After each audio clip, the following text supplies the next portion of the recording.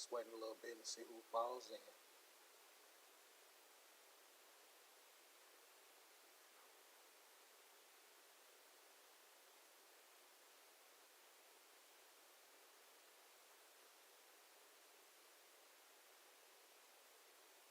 This is actually my first time going live. Just kind of see how this works.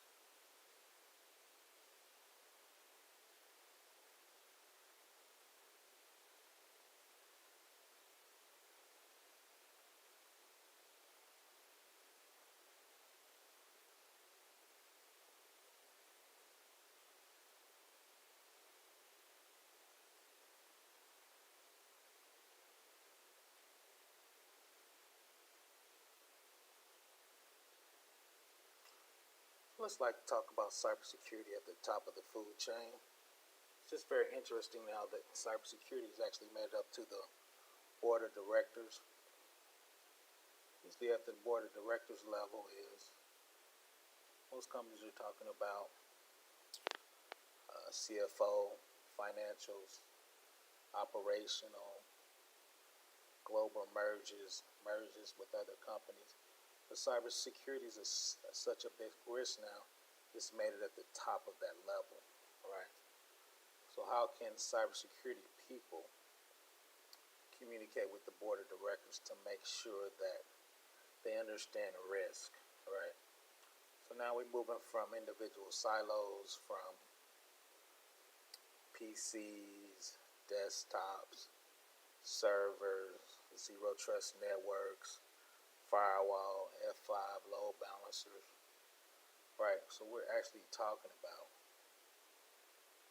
how does the risk affect the overall direction of a firm or a company, right? So now we're talking about being strategic of the strategic, right? Usually we're talking about risk management framework, which is talking about the company risk. I always say I will not put $10,000 worth of security on a $5,000 server, right? That doesn't make sense. So now we talk about a global firm. So when you talk about board of directors, now you're usually talking about a firm on the stock exchange, NYSE, NASDAQ, or one of those companies such as that, right? So now those companies are forced to have board of directors.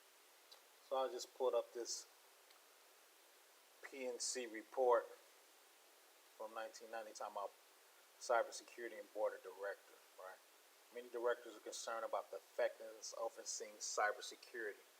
We believe that NIST cybersecurity framework called CFS can be a particularly useful tool for the board. CSF provides guidance on how directors can engage with company leadership around the critical issues, and directors do not need to read the CSF cover. Instead, you can start with your primer. All right, once again, how do you communicate that to the board so they understand that? All right, most board of directors don't know what a firewall rule is, Active Directory, domain controls, right? They want to understand what is the risk for the firm. Right. Too often, business leaders assume cybersecurity is only a technology issue. While it's true as a technology issue at an important component, many other disciplines need to be included to manage cyber risks effectively, and companies need to be concerted effort to align risk management activities across functional areas, including IT, security, risk, operation, legal, compliance, human resources, internal auditing, marketing, PR, and executive team. Without coordination, adverse effects may quickly cascade into a large-scale disruption. Right. To enable this communication effectively, the company needs a common language to allow cybersecurity to discuss to non-technical initiative teams. So they enter that NIST, right, CSF, which is a cybersecurity framework. They believe that will be how you communicate with your manager. So what is NIST CFS, the cybersecurity framework? It's standard. There's a lot of channels that talk about risk. I don't think they talk about it from a board of directors. Right, so these are key CFX 5 functions that they believe are the activities you need to do. Identify what matters most to your business and what are your biggest threats. What are you protecting? What measures have taken to ensure that these key elements of our business are safe? Detect. How alert are we to threatening events or potential disruptions? Respond. How quickly and effectively can we react when bad things happen? Recover. Once we experience an attack or disruption, how quickly will we be able to resume our normal operations? Right. So if you're from the board level, those are the 5 things you need to have your CIO, your CISO, run these items through your companies and figure out what is your time for these to enact, or your time to come back, or your time to respond. Right. What are your biggest threats to your business? Right. Now it's ransomware, DDoS attacks, foreign governments trying to steal your information right at a super high level. So if you're a multinational company, those are the threats that are attacking you. Right? Protect. What measures have you taken to ensure that these key elements of our businesses are safe? Right. So you hire probably some consultants to come in, or a third party, 3PO assessors or assessments for big companies, or auditors come in, right? Third party to come in. Look at your infrastructure, right? Are you identifying your assets?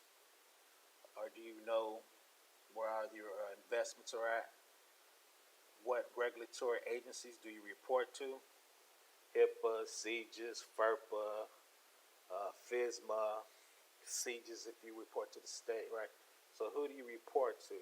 So that'll tell you how you should be protecting your data. Right, detect. How alert are you when threatening events happen? Do you have a SIM? Are you registered with outside agency that's going to give you CVEs and reports so you know what's happening? Then how quickly can you respond? Do you have consultants that are on schedule to assist and help you? Right, so those are some of the basic things you need. And to recover, if you have an incident response team, which should be part of your cybersecurity team, part of that is reconstitution, which basically means after your cyber attack, how quickly can you get back to normal operations? Right, and if you're in an incident response and you have 50 functions or 100 functions, whatever your core functions as a company to keep operating at, if you're attacked, right? So if you're attacked, if you have to roll over to your DR site, do you need to run 5 functions that your business usually run, or the 60 functions? Or do you need to run 6 or 7 core functions that relate to your high impact business? Well, the business sections is going to make you the most money for your company. Right, so those are the things you should be identifying as a board of directors.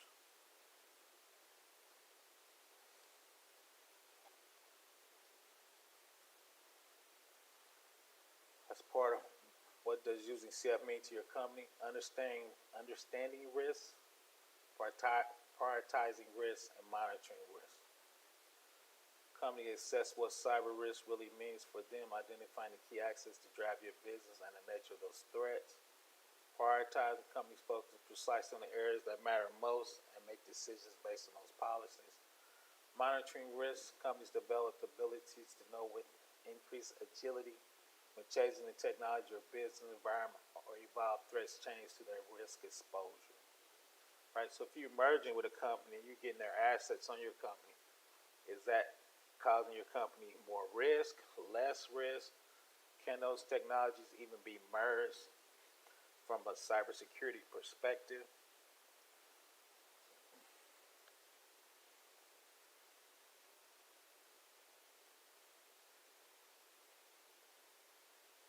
Companies can assess how they will address risk by using the maturity model while accepting capability maturity model, integration CMI 2. Such models allow a company to define current and target states for their security capability. That's actually a very old model. There's some newer ones out. How can your board take the first steps? 5 functions on each area. Once again, identify, protect, detect, respond, and recover. Right? Do we have adequate visibility into our business process where cyber controls are needed? Are we developing adequate controls for protecting our environment from cybersecurity threats and risk? Are we capable of detecting rapidly evolving threats targeting our organization? Respond. Are we prepared to respond and limit disruption of effective cyber incidents to our organization? Recover. What experience an attack? How quickly can we be able to recover the normal organization? Right? So your cyber team should already have most of these identified, run cybersecurity tests, cybersecurity incident response, so you can have an idea how quickly you can recover from these. Conclusion: while there's not a silver bullet, the principles outlined in this CSS can help companies make basic cybersecurity hygiene part of their muscle memory. Using it, they can develop robust cybersecurity management that is more proactive than reactive. Most important, the CF provides a common language for all stakeholders. By understanding and leveraging the CFS, the board can play an active role in engaging by engaging security leadership, company leadership, and other company cyber strategies in this effort to build cyber resiliency. Right? So cyber resiliency basically is, can we absorb an attack? Can we make cyber moves to, like I say, keep the board aware of things, make sure they understand the risk of the company, right? Because that level, they're talking about risk. They're not talking about firewalls or how many patches or what. So do you have a quantitative and a qualitative risk analysis so the board can understand where you're at that specific level? So another one from Harvard Law Forum on Corporate Governance from March 15th, 2020.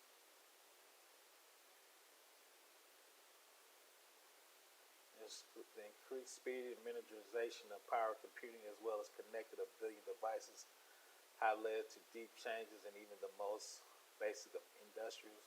We are fast becoming a tech company, said a director of such enterprises. If Amazon were to own our company, how would they reinvent us? The technologies such as 3D printing, 5G communications, augmented reality, artificial intelligence. Right, so those, once again, at an executive level, how are we handling that as a board of directors? Right, from the executive summary, the conversation of governance challenge posed as cyber threats focus on 3 themes: how to challenge the difference from a familiar risk of the past, how boards are structured, their oversight of the cybersecurity, and how boards and management are interacting on this crucial topic. A new and different challenge for boards. Cyber threats are constantly evolving, and the motivation and action of bad actors are extraordinarily difficult. They have worked well in the past for physical or financial assets are, for most part, proving inadequate for cyber risk. A wide variety of oversight structures. A cyber threat morphs and grows. Society is holding the boards of giant companies to account for failure to protect information assets and maintain.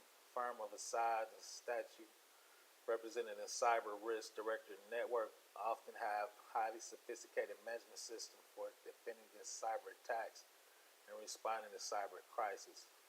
But even in these firms, most boards are not satisfied that they have achieved a mature practice for governance in this area. Right? Boards are not happy. Boards still feel like they're in the dark when it comes to cybersecurity. Complex interaction between directors and management. Many company boards of directors entrust its chief information officer and the Chief Security Information Officer with the responsibility for cybersecurity. But technology is so pervasive, information is so distributed, cybercrime is so fluid that reports from the CISO to the board are at best table stakes in cyber insurance. Directors say they need to create further checks and build trust not only with the CISO but across executive ranks, and in some cases create a deeper level of management than customary. Because really each director that has computers in their organization assumes the cyber risk for that area. Right, if I have an accounting system and I have vulnerabilities or I have an old software, I need to figure out how to communicate the risk to the director of finance, right? To say if we run this particular software, the risk of us getting hacked is X, right? That X equates to a dollar amount. The dollar amount we could lose, the dollar amount we could get fined, the dollar amount when we have to pay credit monitoring for all the people we lose, right? And there's a certain part of that too is I need X amount of resources to get this upgraded, right? So the money I need to upgrade, right? So there's a checks and balances for all that to roll up to a risk assessment for that director in that area.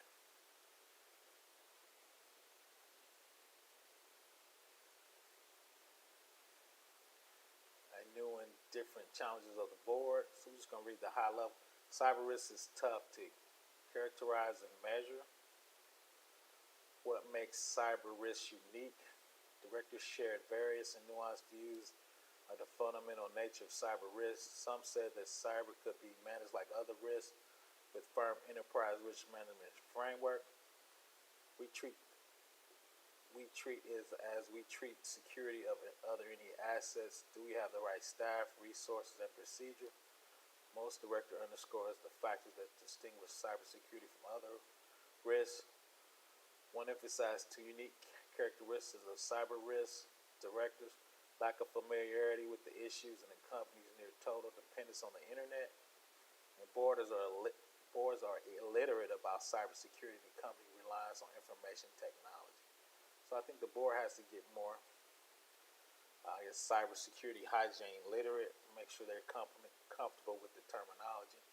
I think that's just as this old guard leaves, you have a new, younger people that are more familiar with computers, more familiar with security, and more familiar with the risk management of security. Who will manage cyber risk? Many directors acknowledge cyber risk is new and rapidly evolving. The board oversight process is immature. Even boards skilled that oversees complex financial risks, such as major banks, are still learning how to best oversee cybersecurity risks in the firm, giving customers and managers unending demand for technology and connectivity. A wide variety of oversight structure. Because cyber risk is so novel and evolves so rapidly, board of large companies have developed many different structures for overseeing them. One director said, we struggle with is where does management end, and the board begins from a governance perspective. When it comes to cybersecurity, there's a lot of questions around knowing what to react to, how to react to it, how to do it on a timely basis. You think about financial statements, it's clear what our role as and what the board is. For something like cybersecurity, it is not. So what is the board is responsible for as oversight for cybersecurity, and what is responsibility of management, right, from the implementation of risk management, and what is the board's responsibility for that? Because if a board gets hacked, or if a major company gets hacked, the board of directors probably could get sued. So they try to understand where is their liability at, and where does the company's liability starts at. Oversight by the audit committee. Many boards delegate substantial oversight to their audit committee, which typically discuss cyber at every meeting. Cyber is important enough for a full board should have exposure, said one director. And they do this via the audit committee, which has primary responsibility of all things risk, including cyber. The full board is invited once a year to a long discussion led by key company's personnel. Some directors, however, are concerned that adding cybersecurity oversight to our already crowded audit committee agenda may not always be effective, and that cyber could get crowded out by other items. Other directors noted that while oversight of cybersecurity is usually default to the audit committee, these committees is not put together with cybersecurity experts in mind, so their ability to do cybersecurity governance is not clear. So a lot of committees are usually financial and operational. They just don't really have the background to do that. Oversight by other existing committees, or oversight, should you just create a cybersecurity committee? A few boards have created a special cybersecurity committees. These can make sense for companies with strategic interests in IT, or that would benefit from sharp governance focus on cybersecurity and cyber risk. One board that elected to establish the cybersecurity committee is General Motors. Linda Gooden, as the committee chair, said the board looks at products, consider the future of driverless cars and the Internet of Things, and realize our number one goal is safety for everyone who uses a GM product, service by ensuring we are building products that are cyber and tamper-proof as possible. To understand the challenges associated with achieving this objective, the board established a committee to look at cyber across GM. The committee spent the first year understanding and accessing the cyber environment, defining the approach and tools to be used to measure process, identifying the areas for improvement, developing the best techniques to inform the board in English. That's a good term, informing the board in English. Our second year was devoted to institutionalizing best practice and testing and gaining better understanding of where the cyber program could be strengthened. This year, the cyber committee is being moved under the risk committee as part of a broad risk portfolio. So that's one of major companies creating their own cybersecurity board at the board of directors level. I think technology companies, which I think GM is actually a technology company when you're talking about self-driving cars, how that would actually play a role in it. So oversight by the whole board. Some boards do not delegate cyber risk oversight. One director responded that cybersecurity comes before the board 5 times a year. We debate whether to have a cybersecurity committee or house it in the risk committee when deciding on a board wide. Right, so depending on the type of company, you figure out where you need a cybersecurity committee, or is that directly in with the other.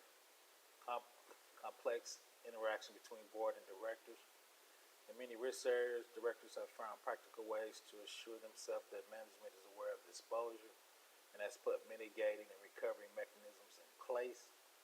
Building this confidence is never easy in a large global firm, but most directors and committee, risk and audit, for example, know which executives they need to be in dialogue with. Cyber risk is sufficiently pervasive that a board assurance will rarely come from an answer to a simple question. One director noted that for a board to feel its oversight responsibility requires not just asking specific questions, but developing additional insight on the strengths of the organization. This may involve integrating the skills of managers at a much deeper level than usual of the board. Where there is an intrusion, a member said, you'll deal with things you never thought of, so part of the exercise is to get a few layers beyond what is reported in order to understand how management thinks about these problems. Right, so that's whenever we get with the CISO and kind of figure out from a cyber incident response, exercise, investment, assets, right? The board needs to get down at a deeper level to really understand what's happening in the organization. Compared risk that firms have managed for many decades, Cyber risk is new, immature, and growing rapidly. Board governance of cybersecurity is still in its infancy and is far from stable. This kind of risk represents a unique set of competencies. No, the director, not all audit committees of risk committee have the skills to match the issues, and it's evolving. Right, so that lets you know there's actually a place for cybersecurity people, for cybersecurity firms to talk to board of directors, to actually lead board of directors. I think board of directors are actually bringing in consultant and auditing firms to handle that type of auditing in their firm. So we're going to look at this quick video from the SEC talking about what they're expecting from that organization. Last week at the CNBC Financial Advisor Conference, and you said that cybersecurity concerns were foremost on your mind right now as the head of the SEC. Can you explain us what's worrying you? Is there some specific attacks that have occurred recently? Bring us up to date.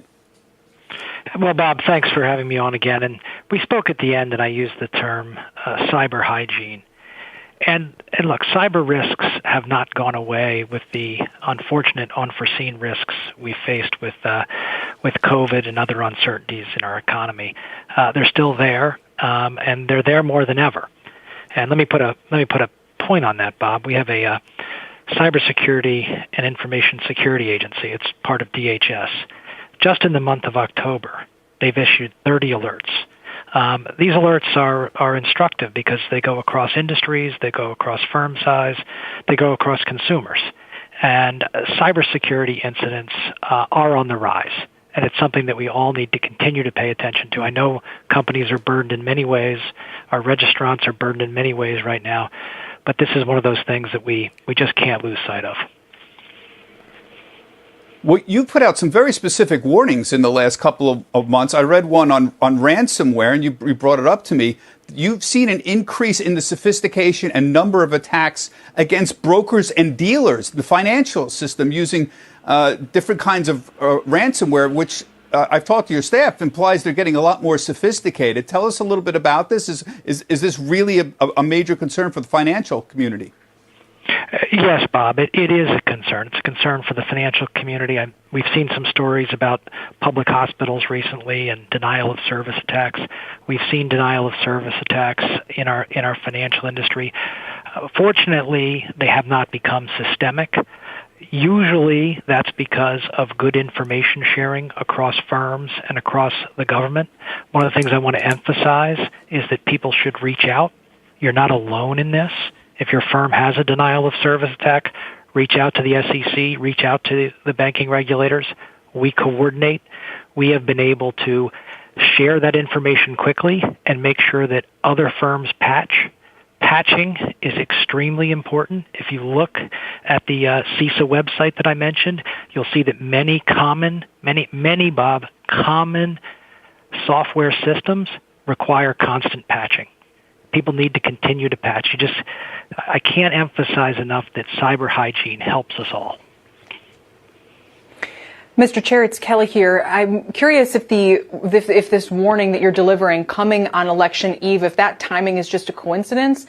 And also, since we saw the DDoS attacks on the New Zealand Stock Exchange, I think it was earlier this year, would you include our stock exchanges in this warning as potentially at risk? Well, Kelly, good questions. Look, any time that there's general uncertainty, and I don't know, I think the COVID situation is probably more so than any particular election in that way. But let's just say any time there is uncertainty, threat actors generally increase their activity. So, was this planned that way? No, but is it serendipitous that we're talking about today? I think so. And to your very good specific question about critical infrastructure such as exchanges, clearinghouses, and the like, yes, we do focus on those. They have a specific, I would say a specific regulatory regime through our regulation SCI. These 40 or so entities in the United States, we're in constant contact with them, and they do cooperate with each other. But as you well point out, Kelly, if you were going to pick a target, you would want to pick a critical infrastructure target. Chair Clayton, what should you do if you are the victim of a ransomware attack? If, let's say, you're the CEO of a public company or a small business, or you're an individual, what do you do? Well, I think a very good question. On the individual level, look, prevention is so important. Like I said, practice good cyber hygiene. Do not use predictable passwords. Use multi-level password protection. Transition that to businesses. First thing you do is you have good backup systems. You have multi-level backup systems. Very sophisticated cyber attacks actually attack your backup system. So you need to be cognizant of that and think about that. And then if, unfortunately, you are subject to an effective denial service attack, reach out to law enforcement, reach out